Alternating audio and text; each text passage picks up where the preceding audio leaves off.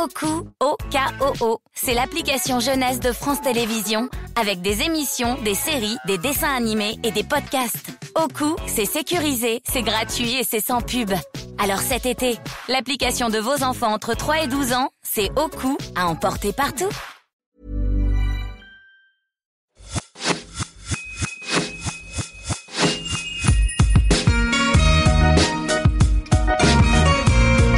Bonjour et bienvenue sur l'Aléa, le podcast qui t'aide à devenir acteur de ta vie.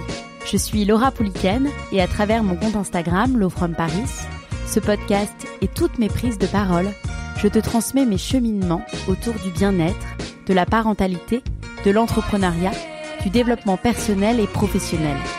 Ici, tu trouveras chaque semaine les parcours, les témoignages ou les conseils d'entrepreneurs, de sportifs, d'artistes, de thérapeutes, de coachs qui t'éveilleront, t'inspireront sur ta propre trajectoire, te permettront de vivre en harmonie avec toi-même et le monde qui nous entoure, t'accompagneront dans la construction de la vie de tes rêves, malgré des aléas que l'on rencontre tous et toutes. Les valeurs qui m'animent, l'amour, l'audace, le bien-être, la contribution. Si tu ne veux pas manquer les nouveaux épisodes, je t'invite à t'abonner au podcast via la plateforme avec laquelle tu m'écoutes. Et si cet épisode te plaît, n'hésite pas à laisser un commentaire et 5 étoiles sur Spotify ou Apple Podcasts, à le partager autour de toi à une sœur, un ami, un membre de ta famille qui aurait besoin d'inspiration pour aller au bout de ses projets.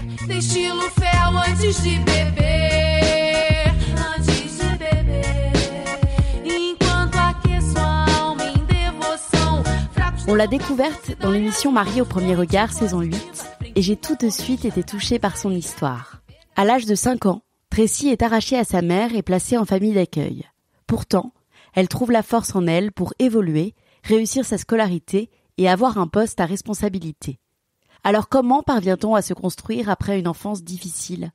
Comment s'accomplir avec une peur de l'abandon ? Comment trouver l'amour quand on en a manqué ?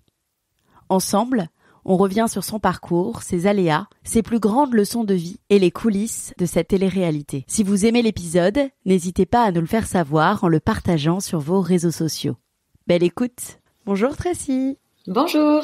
Comment vas-tu ? Mais ça va très bien, merci. Et toi ? Très bien aussi. Je suis contente de te recevoir sur mon podcast après avoir suivi tes aventures et t'avoir juste surtout découverte dans l'émission Mariée au premier regard. Est-ce que tu peux te présenter, Tracy, pour ceux qui ne te connaissent pas encore ? Oui, bien sûr. Donc déjà, tout d'abord, ça me fait très plaisir aussi de participer à ton podcast. Donc je m'appelle Tracy, j'ai 32 ans, je suis bretonne, je vis dans le sud-ouest et j'ai fait une apparition dans Mariée au premier regard, saison 8. Génial. C'est comme ça, en effet, que moi, je t'ai découverte, que j'ai été touchée par ton histoire et que la France entière aussi t'a découverte, en tout cas ceux qui ont regardé. Je crois que les audiences sont pas mal. Avant de rentrer dans le vif du sujet, Tracy, est-ce que tu peux m'expliquer les moments forts de ton parcours et de ton histoire qui peuvent nous aider à te connaître et qui ont le plus influencé la femme que tu es aujourd'hui ? Parce que bien sûr, pour ceux qui nous écoutent aujourd'hui, si je te reçois, c'est que tu as une histoire assez particulière, que tu as vécu plusieurs choses à titre personnel et j'ai envie de revenir avec toi justement sur la femme que tu es aujourd'hui avec ses aléas. Oui, tout à fait. Alors pour la petite histoire, ce qui a fait que je suis la femme que je suis aujourd'hui, c'est mon vécu par rapport à ma famille. Quand j'avais 5 ans, j'ai été placée à l'aide sociale à l'enfance et ça a été forcément quelque chose d'assez marquant et déterminant pour mon évolution et ma vie en tant que femme aujourd'hui.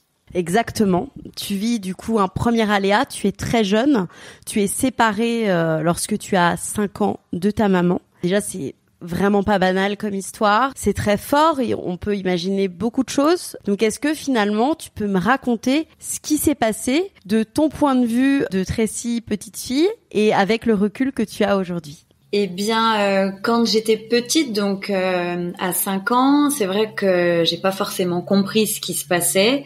Donc les gendarmes sont venus me chercher chez ma mère en me disant écoute, on va t'emmener dans une famille, tu retourneras jamais chez ta mère. Et on m'a pas forcément donné d'explication, donc j'ai dû moi-même essayer de comprendre. Après, je savais déjà, je voyais des choses, je voyais que ma mère ne s'occupait pas forcément correctement de moi, elle me laissait un peu pour compte, toute seule, dans la rue, j'avais pas d'activité, j'avais pas d'amis, et je voyais bien déjà, depuis mon jeune âge, que quelque chose clochait. Et aujourd'hui, avec le recul et beaucoup plus d'explications, évidemment, et les tenants et les aboutissants, j'ai bien compris que voilà, c'était, il y avait une non-éducation, il y avait une sorte d'abandon de ma mère finalement, et j'étais en sous-nutrition, j'allais pas à l'école. Donc finalement, tout ce que j'ai perçu quand j'étais petite était juste. J'ai eu plus de détails par la suite, en fait. D'accord. Sans rentrer dans les détails intimes de ton histoire, parce qu'en effet, aujourd'hui, tu partages ce que tu as envie de partager et ce qui peut surtout aider ceux qui nous écoutent, qui pourraient vivre des histoires parallèles qui s'y rapportent. Tu sais pourquoi, finalement, ta maman avait en quelque sorte délaissé cette éducation ? Oui, la raison, je la connais, et c'est aussi une raison que j'ai pas forcément voulu évoquer lorsque j'ai fait Mariée au premier regard. Mais pour te la faire courte, ma mère avait des problèmes de santé, ce qui fait qu'elle n'avait pas les facultés pour s'occuper d'un enfant. Et c'est là où arrive finalement le rôle de cette famille d'accueil. Quel souvenir tu gardes de cette famille d'accueil ? Alors, je garde un très bon souvenir de cette famille parce que j'ai été super bien accueillie. Ils avaient une éducation assez stricte et c'était des personnes vivant à la campagne. Donc, vraiment avec cet esprit un peu chauvin, un peu simple aussi, et ils m'ont inculqué beaucoup de valeurs, parfois peut-être des valeurs et voilà une éducation un peu dure, mais c'est ce qui a fait la personne que je suis aujourd'hui. Ils ont été très aimants, très généreux, et ils m'ont surtout appris le sens du respect, l'altruisme et la valeur des choses finalement. Et t'es restée en contact avec eux après, par ailleurs Alors je ne suis pas restée en contact avec eux puisque elle a perdu son agrément. En fait, elle avait des soucis avec l'alcool parce que c'est une personne qui s'est beaucoup investie avec tous les enfants qu'elle a accueillis. Et en fait, je pense que humainement parlant, c'est trop parfois. On peut pas autant s'investir et être proche des enfants au risque de s'y perdre et d'être beaucoup plus touché qu'on ne le pense. Et donc elle en a fait un peu une affaire personnelle, je pense, et ils étaient alcooliques, en fait, je peux appeler ça comme ça, et donc ils ont perdu l'agrément, ce qui fait qu'ils n'ont plus eu le droit d'exercer et d'accueillir d'autres enfants après moi. Donc j'ai été la dernière enfant placée là-bas, et c'est ma grand-mère qui avait signalé en fait le traitement qu'on a pu avoir vers la fin, et donc on m'a amenée dans une autre famille d'accueil à 12 ans. Donc je suis restée là-bas de mes 5 ans à mes 12 ans. Comment tu le vivais, ça ? Donc tu avais eu un premier arrachement, on va dire, à ta maman quand tu étais toute petite fille. Ensuite, tu évolues dans une famille d'accueil, tu arrives dans une seconde famille d'accueil. Comment toi, tu le vis ? Comment tu te souviens que tu le vis ? Je le vis très mal à ce moment-là parce qu'à 12 ans, c'était la préadolescence, et je me suis sentie perdre mes repères. Et pour le coup, on m'a mis dans une nouvelle famille d'accueil, rien à voir avec la première. Donc, je passe de la campagne à la ville. Je passe d'un milieu modeste à un milieu plus aisé, plus axé sur l'apparence aussi. Et ça m'a fortement dérangée, et je pense que pour la construction d'une personne et surtout d'une adolescente, c'est très très perturbant. Je me sentais un peu seule et j'ai très très mal vécu les années là-bas. Et du coup, tu décides, si je me trompe pas, de t'enfuir de ta famille d'accueil à 17 ans, de ta seconde du coup famille d'accueil. Exactement. Où tu vas ? Qu'est-ce que tu fais ? Exactement. Alors j'ai toujours eu cet esprit un peu de rébellion parce que j'avais mon caractère, mais en même temps j'ai toujours été bien éduquée et je savais qu'il y avait des choses qui ne se faisaient pas. Donc j'ai décidé de partir, mais j'ai quand même envoyé un message. Donc c'est une demi-fugue, hein. On peut appeler ça comme ça. Donc je me souviens avoir pris le dernier bus, j'ai envoyé un message en expliquant que je ne reviendrais pas en famille d'accueil, que je n'y trouvais pas ma place. Donc j'avais 17 ans à ce moment-là, donc j'ai quand même fait 5 ans dans cette famille. Et je suis partie chez une copine de l'époque. De là, ma famille d'accueil a contacté la gendarmerie, les services sociaux et n'étant pas une mauvaise fille, on va dire, et j'ai quand même eu un dossier clean. J'ai été accompagnée d'une très bonne façon. Et en fait, c'est mon parrain à l'époque, donc le frère de ma mère, qui a pris le relais.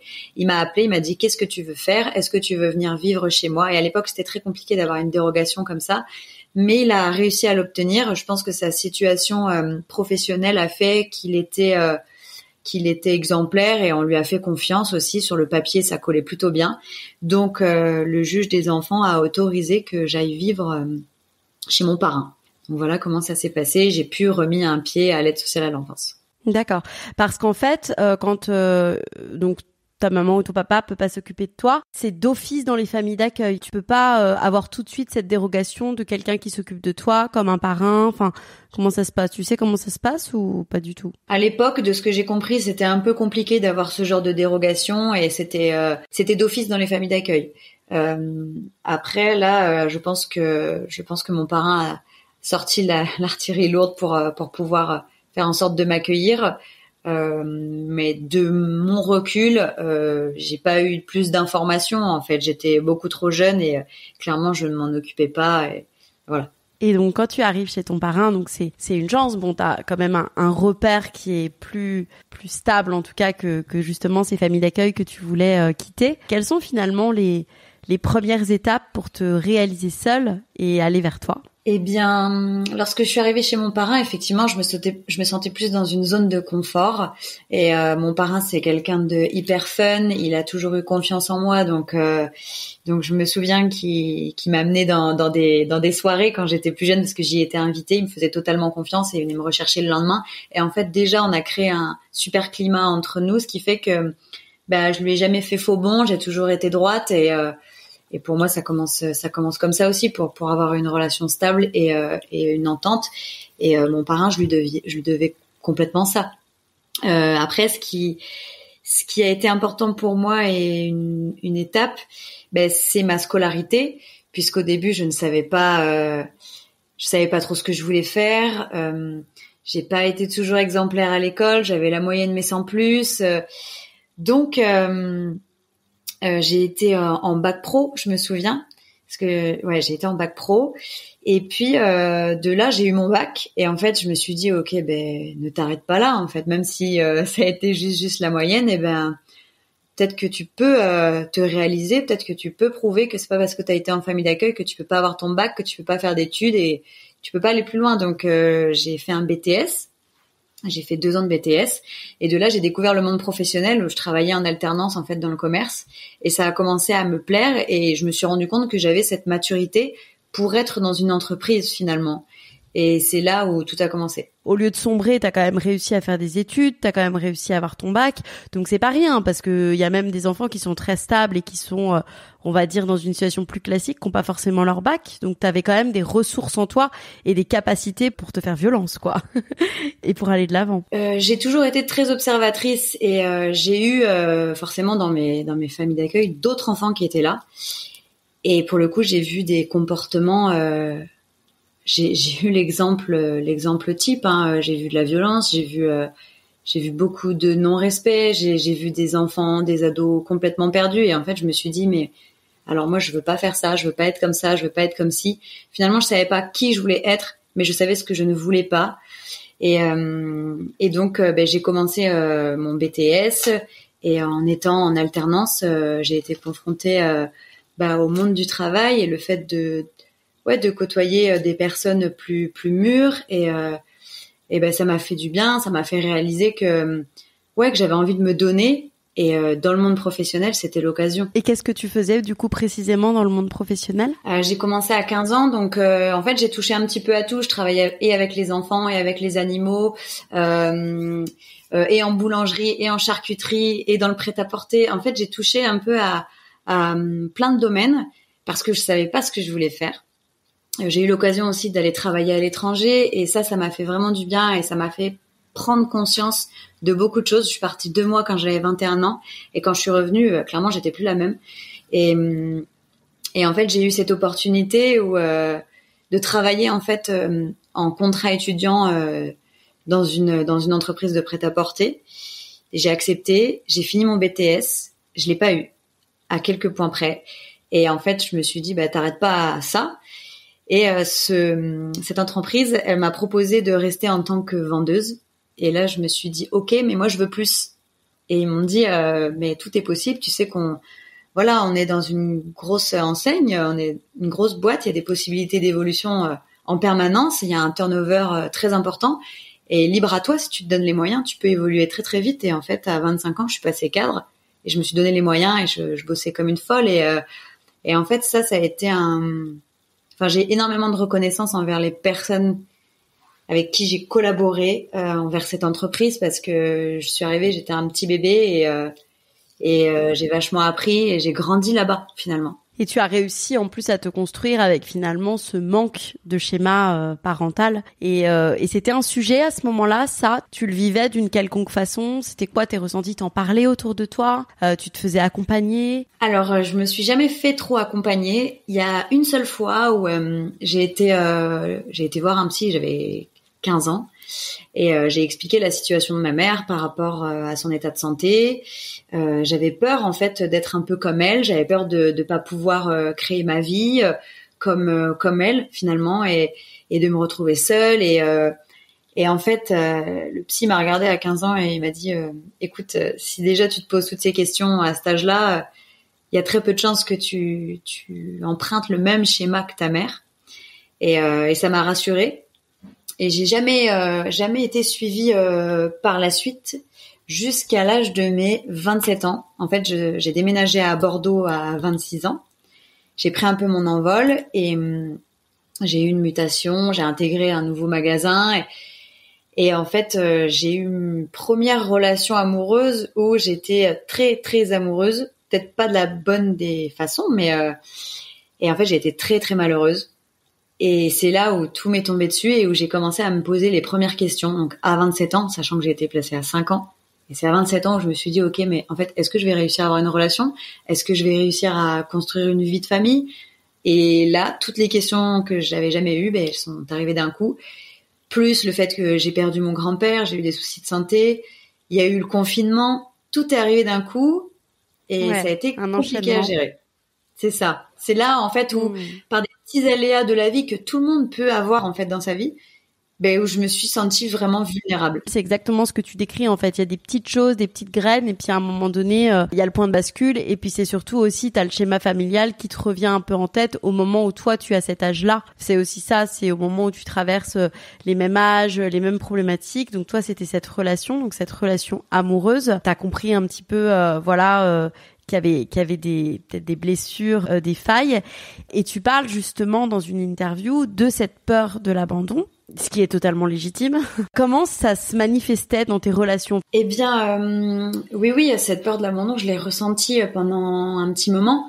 En fait, j'ai toujours eu ce caractère à me réaliser toute seule. Et quand j'étais célibataire, j'arrivais à faire beaucoup de choses, j'arrivais à me réaliser, j'avais vachement confiance en moi. Et en fait, dès lors que je me mettais en couple, je perdais un peu plus confiance. Je voyais plus à travers l'autre. Je mettais l'autre beaucoup sur un piédestal.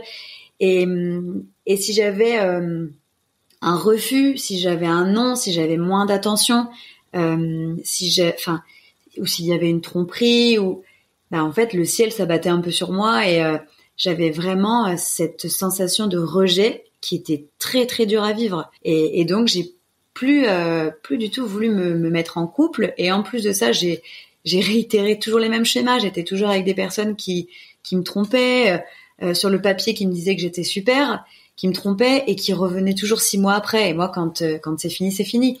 Donc j'ai eu beaucoup de mal à le vivre et je me suis dit à un moment donné, mais est-ce que c'est moi le problème? Et je me suis dit oui et non. Je pense que oui, tu as un travail à faire sur toi. Et arrête d'aller vers les mauvaises personnes. Après, pour moi, tout est une question d'énergie aussi. Je pense qu'on attire aussi les énergies qu'on dégage. Et il fallait que je revoie un peu ma copie pour tomber sur une personne que je mérite, qui me mérite et où il y a une vraie symbiose. Et mais moi je pense aussi que ce qu'on attire à soi, c'est aussi ce qu'on doit vivre en fait, et que tant qu'on n'a pas compris quelque chose, la vie nous représente toujours les mêmes situations tant qu'on n'a pas travaillé sur ce dont on doit travailler. Donc finalement c'est assez bien fait. Moi je l'observe dans plein de domaines différents finalement. Et toi t'avais besoin justement de travailler ça. Et donc voilà, on a parlé de cette thérapie. Ça t'a fait du bien du coup à ce moment-là? Comment t'as travaillé les choses pour te libérer? Eh bien j'ai vu un psy. J'ai dû le voir 4 ou 5 séances. Et en fait, il m'a demandé de faire un exercice parce qu'il savait pas trop par où commencer avec moi. Il arrivait pas à savoir pourquoi j'étais là vraiment. Et même moi, j'avais du mal à le comprendre. Je disais juste, ça va pas. Et en fait, il m'a demandé d'écrire sur une feuille tous les événements marquants de ma vie. Donc, en bien ou en moins bien. Et donc, j'ai tout écrit et ça m'a pris une page entière recto verso, des pages d'école là énormes. Et la fois d'après, je suis revenue et il m'a demandé de lui lire tout ce que j'avais écrit. Et en fait, il m'a dit quelque chose qui m'a vraiment marqué. Il m'a dit: vous êtes confortablement installé dans votre fauteuil, vous bougez pas d'un pet, vous me lisez tout ça avec tellement de détachement, comme si c'était même pas votre propre histoire. Il m'a dit: c'est même déconcertant pour moi parce qu'il y a des personnes qui ont vécu des choses beaucoup plus légères et moins dures. Oku, O-K-O-O, c'est l'application jeunesse de France Télévisions avec des émissions, des séries, des dessins animés et des podcasts. Oku, c'est sécurisé, c'est gratuit et c'est sans pub. Alors cet été, l'application de vos enfants entre 3 et 12 ans, c'est Oku à emporter partout. Et qui se sentent mal, qui pleurent, qui tremblent, qui se tordent dans tous les sens. Et vous restez de marbre et pour vous c'est normal. Et en fait c'est là où j'ai compris que peut-être tout ce qui m'était arrivé, il fallait que je l'accepte, fallait que je prenne du recul dessus, et fallait peut-être que j'accepte aussi que parfois ça n'a pas été simple. Donc c'est accepter ses émotions, et c'est quelque chose que j'ai toujours refusé de faire. Et en fait ces séances, cette thérapie en 4-5 séances, ça a été court, mais ça m'a appris beaucoup de choses, mine de rien. Bah oui, tu m'étonnes. Est-ce que tu reparlais à ta maman à ce moment-là? Est-ce que tu lui as reparlé, et puis même à ce papa dont tu parles pas du coup, mais... Oui, tout à fait. Depuis l'âge de mes 5 ans, avec mon père, on a toujours eu contact. Alors, il est à l'étranger, il n'est pas français, il est belge, donc il a toujours été dans le pays à côté. Et de par son travail, c'était très compliqué aussi qu'on puisse se rencontrer. Et puis à l'époque, il fallait toujours des courriers, des lettres. Enfin, c'était pas facile, mais il avait toujours cette pensée pour moi et on avait un lien par colis, par voie postale. Et dès lors que j'ai eu 18 ans, il y avait le téléphone et du coup on s'écrivait, on s'appelait, et puis à la majorité il a pu venir me voir beaucoup plus facilement, et chaque année on se voit avec mon père et on a vraiment cette relation un peu, on l'a pas construite de papa et de fille, mais on se sent quand même amis. Donc on s'entend très bien, et j'ai accepté aussi que mon père il avait une vie particulière, c'est un peu un baroudeur, c'est quelqu'un de marginal, et j'accepte tout à fait. Et ma mère, j'ai demandé à ne plus la voir à l'âge de mes 9 ans. Donc ça aussi, ça a été quelque chose d'assez marquant, même pour ma famille, parce que j'ai demandé à voir mon assistante sociale, et à 9 ans, je lui ai dit: je veux plus voir ma mère. Pourquoi? Parce que j'estime qu'elle ne m'apporte rien au jour d'aujourd'hui. Et venant de la bouche d'une petite fille de 9 ans, ça a été ultra mature. Ouais, ultra mature. Et en fait, de 9 ans à 18 ans, je l'ai pas vue, et je l'ai croisée parce qu'un jour, elle s'est pointée chez ma grand-mère, et donc là, elle a vu que j'étais grande, et ça a été un peu un choc, mais j'ai mis une barrière et j'ai pris du recul énormément, et je me suis beaucoup protégée. Et ensuite, on s'est envoyé quelques messages, on se voit de temps en temps. Parfois elle m'écrit, mais voilà, on se contente de s'écrire quelques SMS. Enfin, je trouve ça hyper intéressant. En fait, ça rejoint un épisode que j'ai fait sur les relations toxiques avec une amie. Et en fait, même si voilà, là on parle pas forcément de toxicité, mais parfois on se sent obligé, tu sais, dans la vie d'avoir une relation parce que c'est ta mère, ton père, et en fait on est maître de qui on accepte à certains degrés dans notre vie, et voilà, et je trouve ça très très admirable et très courageux de ta part. Merci. Alors si on parle de l'émission Marie au premier regard, finalement, qu'est-ce qui te pousse à participer à cette émission? Alors, qu'est-ce qui me pousse à participer à cette émission ? Je reste une fille, une femme, avec ce désir de rencontrer l'amour avec un grand A. Et pour moi, dans la vie, on a 3 amours. Il y a le premier, celui qu'on idéalise complètement, c'est le premier amour. Et voilà, on voit beaucoup par l'autre. Ensuite, on a le second amour. Et pour moi, le second amour, c'est celui qui nous détruit un peu, celui qui nous apprend de nos erreurs. Et là où on se dit, ok, ça, je veux plus. Ça, je veux plus. Et pour moi, il y a le troisième amour qui arrive après. Et en fait, j'en ai rencontré des hommes, mais à chaque fois, je réitérais les mêmes schémas. C'était toujours des hommes d'apparence très forts. Donc, c'était le gars typiquement masculin, musclé, voilà, avec qui on se sent protégé, en sécurité. Mais à chaque fois, ils n'avaient pas confiance en eux parce qu'ils étaient toujours obligés d'aller voir ailleurs, toujours obligés de se prouver des choses. Et sur le papier, j'ai toujours été celle qui souhaitait, mais ils pouvaient pas s'empêcher d'aller voir ailleurs. Et ensuite, ils revenaient toujours. Ah ben finalement, je trouve que tu as les épaules, tu es une femme, tu es ci. J'avais beaucoup de qualités, mais c'était toujours les mêmes schémas. Et je me suis dit, moi, je veux plus. Et donc j'ai décidé de rester célibataire. Et en fait, j'ai reçu un message. Ils ont fait un peu de démarchage. Et quand j'ai reçu le message de Marie au premier regard, je me suis dit non, pas possible, je veux pas passer par une expérience télé. Et en fait, c'est mes collègues de boulot qui m'ont dit mais pourquoi pas, t'as rien à perdre et puis tu es la première à nous dire que les choses n'arrivent jamais par hasard. Donc j'ai répondu, j'ai vu que ça a pris et finalement c'est pas une question de QI ou de bonne réponse à un questionnaire. Pour moi, c'est une question de destin. Et je me suis dit s'il y a la bonne personne en face, pourquoi pas. Et c'était le cas. Ouais, bien sûr. Mais comment ça, démarchage ? T'avais une présence sur les réseaux sociaux à ce moment-là, peut-être ? Comment ils t'ont démarché toi ? Pourquoi ils t'ont démarché toi ? J'ai reçu un message sur Instagram, donc mon profil était en privé, mais il y avait marqué ma localisation, bassin d'Arcachon, Hollande, et en fait c'était en Nouvelle-Aquitaine, donc ils ont fait un petit peu de démarchage comme ça, ils allaient sur les profils. Je pense que t'as l'algorithme, quand tu vas sur un profil, après ça te propose des personnes dans les amis qui sont forcément à côté, donc j'ai reçu un premier message. D'accord. Ah oui, parce que c'est pour ça que vous étiez tous de la même région cette année, en fait. C'est ça. C'est qu'ils ont recruté que dans cette région. Exactement. Parce qu'on se demandait en regardant avec mon mec, on se disait, mais ils sont tous de Bordeaux et sa région. Oui. D'accord, ok, je comprends mieux. Et donc au début, tu refuses, et puis finalement, tu te dis, et pourquoi pas ? Mais c'est quand même un sacré challenge parce que on le sait, parce que ça fait quelques émissions que ça dure, qu'il y a quand même une notoriété assez soudaine qu'il faut savoir gérer. Toi, en plus, t'avais ton histoire particulière avec ta blessure d'abandon, avec peut-être, forcément, on a tous, plus ou moins des problèmes de confiance en soi, mais c'est quand même s'exposer aux yeux de tous. Comment tu te prépares, toi ? Comment tu prépares ton esprit et ton cœur à cette expérience ? Eh bien, je me suis dit une chose. Je me suis dit, si je trouve pas l'amour, au moins je passerai un message par rapport à mon histoire, par rapport à mon enfance. Et ce qui a été le cas, puisque j'ai reçu beaucoup de messages de personnes soit travaillant à l'aide sociale à l'enfance, soit qui ont vécu un peu une histoire similaire. Et j'ai trouvé ça... en fait, c'était une petite victoire pour moi. Bon, là, du coup, ça fait 2 victoires, mais voilà comment je me suis préparée. Je me suis fait une raison. Je me suis dit aussi que ça pouvait ne pas fonctionner, mais je me suis dit non, rien n'arrive par hasard, une fois de plus. Les planètes sont alignées et moi, j'y crois. Et après, j'ai un caractère assez... comment t'expliquer ? Je fais les choses à fond. Donc, parfois, je suis en pic de prod, on va dire. Et comme quand j'ai déménagé et que j'ai quitté la Bretagne pour venir à Bordeaux, en fait, c'est arrivé un peu comme ça. J'ai eu une opportunité.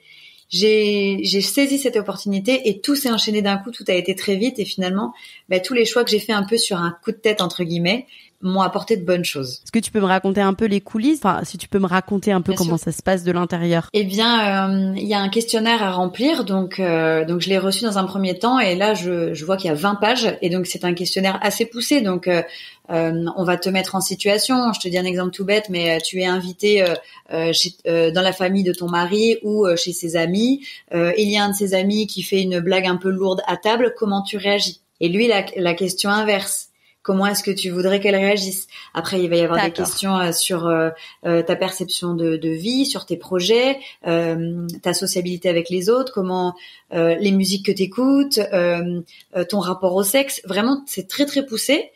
Et donc, ils essayent un petit peu de faire, il y a un pot commun, et puis on essaie de trouver la compatibilité. Moi, pour le coup, avec Flo, on a retrouvé ces questionnaires et on les a comparés après coup quand on était ensemble et c'est hallucinant les réponses communes qu'on a pu apporter tous les deux. C'était limite flippant et c'est vrai qu'aujourd'hui, je te donne un exemple tout bête, mais t'es en couple, tu apprends à connaître la personne et il y a la partie sur le ménage. C'est tout con parce qu'on peut rigoler, aimer la même musique et sortir dans les mêmes endroits. Si dans la vie commune il y a trop de disparités, ça va être compliqué. Et pour le coup, on a remarqué que on faisait les mêmes choses et qu'on accordait de l'importance à des petits détails que peut-être d'autres n'accorderaient pas. Bon là, je te prends l'exemple du ménage, mais hyper poussé, mais ça peut être autre chose. Et en fait, chaque jour, je me rends compte que la compatibilité, elle est bien présente et je trouve ça dingue. Et je reste sur ma position. Quand on m'a annoncé que j'allais me marier, ma première réaction, c'est mais c'est complètement fou, c'est complètement dingue. Et je maintiens, c'est complètement dingue. C'est complètement dingue. Et vous, on l'a vu à l'écran, vous avez eu une alchimie assez, c'était vraiment perfect match, quoi. C'était franchement, après, j'imagine qu'il y a des choses qu'on voit pas hors caméra, mais est-ce qu'il y a une grande disparité avec ce qu'on a vu à l'écran et finalement ce que vous avez réussi à créer dans l'intimité hors caméra finalement? Non, franchement, ce qu'on voit à l'écran, c'est les grandes lignes et c'est représentatif de notre histoire. C'est-à-dire que j'étais moi assez fermée au début, même si quand j'arrive à la cérémonie, on le voit pas parce qu'il faut aussi créer un petit peu le happy end, mais j'ai quand même vachement discuté avec lui, j'ai eu une accroche avec ses proches, tout ça on le voit pas parce que sinon ça allait être aussi trop parfait et ça n'existe pas. Mais donc on a accentué sur certains petits couacs qu'il y a pu avoir. Mais avec Flo, on a eu une connexion instantanée et une alchimie et cérébralement en fait, j'ai senti une connexion et c'est ce qui m'a poussé à continuer l'histoire, à apprendre à le connaître et à me dire lui il est pas là pour rien. On était sur la même longueur d'onde. Ouais, et ça différait complètement justement avec toutes les histoires que tu as pu connaître. Pour ceux qui nous écoutent justement et qui pourraient être dans des schémas répétitifs, toi, quelles ont été finalement les choses que tu n'as pas reproduites avec Flo et un peu finalement le travail que vous avez pu faire ensemble pour construire cette relation saine, équilibrée, sereine qu'on a vu on a vu les débuts à l'écran et qui a l'air de se poursuivre aujourd'hui dans la vraie vie. Eh bien, ce qui a été un petit peu compliqué pour moi, c'est mon côté fier, pour deux raisons. La première, c'est cette habitude que j'avais de ne pas montrer mes sentiments, de ne pas montrer mes émotions, de faire un peu la fille un peu dure. Alors oui, je suis dure, mais quand t'es dans une relation amoureuse et que en tout cas tu veux y tendre, faut le montrer ton petit cœur tout mou parce que c'est ça le but, c'est de se chérir l'un et l'autre. Et donc j'ai failli au début être un peu comme ça avec Flo. Et ce qui s'est passé, et c'est pour ça que les planètes s'alignent, c'est que pour une fois, je suis pas tombée sur quelqu'un qui faisait la même chose en face. Je suis tombée sur quelqu'un qui, lui, ouvrait son cœur, posait les bonnes questions, s'intéressait à moi et n'a pas hésité à me montrer ses fragilités. Et du coup, ça a brisé ma carapace et je me suis dit, OK, là, je peux y aller. Et la seconde chose, c'est l'esprit de compétition que malheureusement j'avais avec mes ex. À toujours être un peu qui va être le meilleur, qui va être le plus drôle, qui va être le plus beau, qui va être le plus intéressant, intelligent. Et en fait, avec Flo, ça, au début, on a failli l'avoir parce qu'on est tous les deux un peu pareils. On aime bien amuser la galerie, on aime bien se montrer, en fait. On est un peu comme ça tous les deux. Et ça a été un peu compliqué. On a dû composer. Mais c'est la communication qui a primé, qui a fait que, aujourd'hui, on est encore ensemble et même si on a eu des étapes douloureuses et des gros questionnements, on a réussi à s'entendre et c'est cette communication qui a fait que... C'était pas trop dur les caméras au quotidien sur vous et sur les émotions naissantes? Si, et c'est ce que j'expliquais, c'est ce que j'explique à beaucoup de gens quand on me pose la question, c'est que moi j'ai été très très partagée parce que je savais qu'on avait très peu de jours pour créer... cette connexion, finalement, en fait, tu sais que t'es compatible avec quelqu'un, mais t'as quand même besoin de la créer, l'alchimie. Et donc, moi, en fait, cette pression des caméras, ça a été un peu compliqué à gérer. Et finalement, le fait d'être aligné avec Flo, il a vite compris que il fallait que je crée quelque chose en intimité. Donc, et dès qu'il y avait cette complicité-là, on pouvait donner à la caméra ce qu'on avait envie de donner de notre histoire. Ouais, vous étiez vraiment en symbiose totale, à vous comprendre et à avancer ensemble. Et ça a l'air franchement, vous formez un très beau couple. Vous avez l'air de deux personnes très Merci. chouettes. Merci beaucoup. Pas parce que tu es en face de moi, mais vraiment, je le pense. Comment tu vis cette notoriété et cet amour des gens, toi qui justement a pu en manquer J'essaye d'avoir un peu la tête sur les épaules et surtout de faire le tri parce que justement, de par mon expérience, j'ai appris à me méfier. Donc je sais que je vais avoir des personnes qui vont être très bienveillantes parce qu'elles vont se reconnaître en moi ou que en me voyant à la télé, en voyant mon histoire, en voyant mes réactions, ça va leur parler et elles vont avoir cet attachement et se dire ah ouais, ok, là je suis touchée par cette fille et je vais prendre tout cet amour et ça me fait du bien et je me dis quelque part qu'il est mérité aussi et si je peux répondre à ces personnes-là parce qu'il y en a qui m'envoient quand même des longs messages, donc j'essaye au maximum de remercier parce que la gratitude pour moi c'est hyper important. Après, je sais aussi qu'il y a des personnes qui vont pas toujours être très bienveillantes et qui vont pouvoir t'envoyer ce semblant d'amour, mais pour avoir des informations ou parce que justement les réseaux sociaux maintenant, on est très accessible. Alors après, on est personne, hein, mais on a quand même cette étiquette de personnalité publique maintenant. Et mine de rien, avec les réseaux sociaux, on est hyper accessible parce que tout le monde peut nous écrire. Donc j'essaye de trier, on va dire. Je comprends. Pourquoi c'est important pour toi de raconter ton histoire, ton passé, d'où tu viens? C'est important pour moi de le raconter parce que déjà d'une, je suis en phase avec, ça fait partie de moi et je l'ai complètement accepté. Et comme je disais tout à l'heure, c'est aussi pour passer un message et peut-être mettre en lumière des situations dont on ne parlait pas beaucoup. Et donner un peu d'espoir à toutes ces personnes, hommes ou femmes, qui ont pu avoir le même schéma et être placées et être dans l'incertitude et ne pas savoir qui elles sont, où est-ce qu'elles veulent aller, se dire que c'est possible. Moi, je suis une personne lambda, pourtant avec des gros bagages émotionnels et voilà, des casseroles au cul, comme on dit, et pourtant, ça m'empêche pas d'avoir le sourire et de pouvoir participer à une émission comme Mariée au premier regard et voilà, pour donner en fait un peu d'espoir. Quel rêve tu as réalisé, Tracy, et ceux qui te restent finalement à réaliser? Je pense que ça serait de sortir de ma zone de confort. Je pense que professionnellement, à 25 ans, j'étais cadre. Je pense que c'est une de mes plus belles victoires en tout cas, et j'ai eu un certain accomplissement. Mais il me reste toujours quelque chose dans le coin de ma tête. C'est cet esprit un peu auto-entrepreneur. Créer quelque chose, je sais pas moi, une organisation, un projet, quelque chose qui m'appartienne vraiment. Ça serait quelque chose ça me tient à cœur. Mais c'est dur de se lancer, il faut avoir confiance en soi, c'est toujours pareil, hein, mais pour moi, ça serait l'un des derniers rêves à accomplir. Et j'en ai un autre, mais j'ai déjà mis un petit pied dedans, c'est pouvoir voyager avec la personne que j'aime. Donc là, c'est Flo et on a déjà commencé à faire quelques petits voyages, mais en faire un très très gros et ça serait un très bel accomplissement pour moi aussi. Trop bien. Avant de poser mes questions de fin que je pose dans toutes mes interviews, qu'est-ce que tu souhaiterais dire à la petite fille de 5 ans qui est arrachée à sa maman, si tu pouvais finalement lui parler aujourd'hui, la rassurer, lui dire vraiment ce que tu veux? Je lui dirais qu'elle ne sera jamais seule et qu'il y a beaucoup de belles choses à découvrir, beaucoup de rire, beaucoup de joie, beaucoup d'expérience, mais que dans tous les cas, elle sera jamais seule. Trop bien. On va finir par des petites questions. Du coup, l'idée, c'est d'y répondre avec des réponses assez courtes, ce qui te vient. Comment tu définirais le succès et le bonheur aujourd'hui par rapport à ton passé? Par le fait de se sentir bien dans sa peau. Pour moi, ça, c'est une belle victoire et c'est le bonheur et c'est le succès.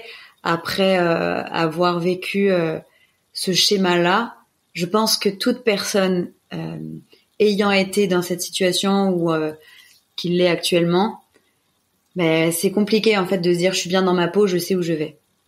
Franchement, pour moi en tout cas, ça a été une question pendant très très longtemps Et aujourd'hui, je me sens bien et dans ma peau, et ça, c'est une belle victoire. Comment tu as appris à t'aimer justement et à t'accepter pleinement ? J'ai appris à m'aimer et à m'accepter pleinement en me trompant et en étant triste parfois et en surmontant ces épreuves et surtout en étant très bien entourée. Et, pour moi, on rencontre des gens à un moment donné de sa vie qui vont rester, d'autres pas. Mais en tout cas, il faut toujours en tirer le meilleur.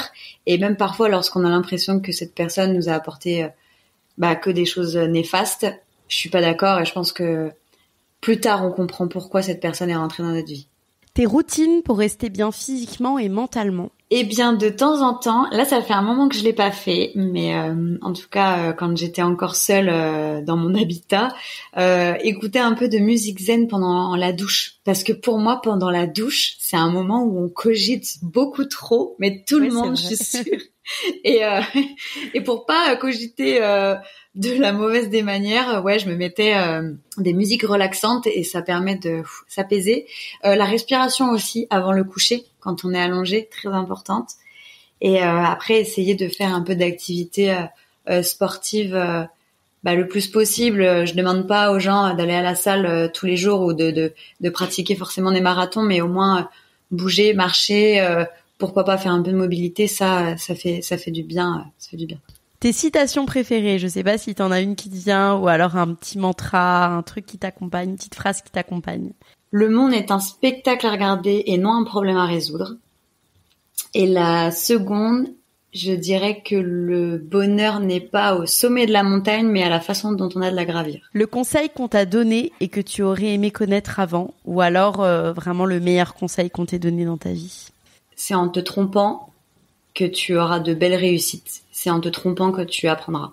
Un échec que tu aurais vécu et une leçon tirée. Un échec vécu, je dirais ma dernière relation sentimentale, et la leçon que j'en ai tirée, c'est gentil, c'est pas un métier. Donc être patiente, c'est bien, mais ça a ses limites et peut-être de partir plus tôt quand on ne se sent pas à sa place. Et enfin, ma dernière question, qui est la question rituelle du podcast. Que veut dire pour toi devenir acteur de sa vie? Oh, beaucoup de choses. À mon avis, tout est une question de choix. Et on aura beau te dire il va se passer ci ou ça dans ta vie. Si tu fais le choix de prendre un autre chemin, ta vie elle peut changer en fait. Et faut pas dépendre des autres. Faut t'inspirer et prendre ce que tu as à prendre comme conseil des autres ou des expériences des autres, mais il faut se construire tout seul. En fait, pour moi, c'est une recette avec plein d'ingrédients. C'est ça être acteur de sa vie. Merci beaucoup Tracy. Avec plaisir. Cet épisode est maintenant terminé. En espérant qu'il vous ait plu, je vous donne rendez-vous maintenant sur le compte Instagram lalea.podcast pour découvrir les coulisses de l'interview.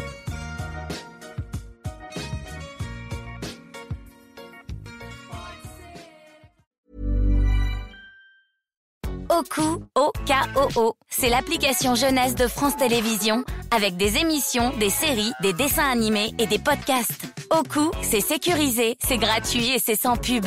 Alors cet été, l'application de vos enfants entre 3 et 12 ans, c'est Oku à emporter partout.